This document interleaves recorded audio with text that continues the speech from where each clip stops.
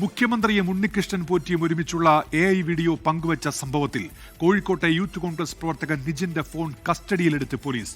തൃക്കുറ്റിശ്ശേരി സ്വദേശി നിജിനെതിരെയാണ് ബാലുശ്ശേരി പോലീസ് നേരത്തെ കേസെടുത്തത്.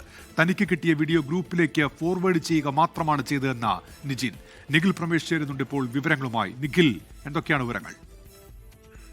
ഉന്മേഷ്, നേരത്തെ ഈ മാസം 16-നാണ് നിജിലിനെതിരെ ബാലുശ്ശേരി പോലീസ് കേസെടുക്കുന്ന സാഹചര്യം ഉണ്ടായത്.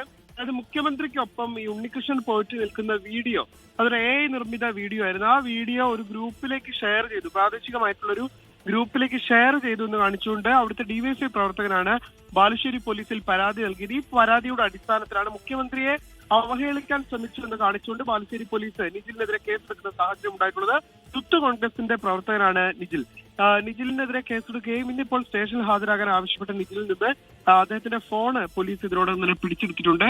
ഈ ഫോൺ ഫോറൻസിക് പരിശോധനയ്ക്ക് അടക്കം അയച്ച് സൈബർ സെല്ലിലേക്ക് അടക്കം അയച്ചതിനു ശേഷം തുടർ നടപടികൾ ഉണ്ടാകുമെന്നുള്ളതാണ് പോലീസ് അറിയിക്കുന്നത്. നിഖിൽ പ്രമേഷാണ് വിവരങ്ങൾ നൽകിയത്. ലോകത്തെവിടെയായാലും ഏത് സമയത്തും 24 വാർത്തകളും ഓഗ്മെന്റഡ് റിയാലിറ്റി പാക്കേജുകളും എക്സ്പ്ലെയിനറുകളും വിശദമായി കാണാൻ ഞങ്ങളുടെ യൂട്യൂബ് ചാനൽ നിങ്ങൾക്ക് സബ്സ്ക്രൈബ് ചെയ്യാം.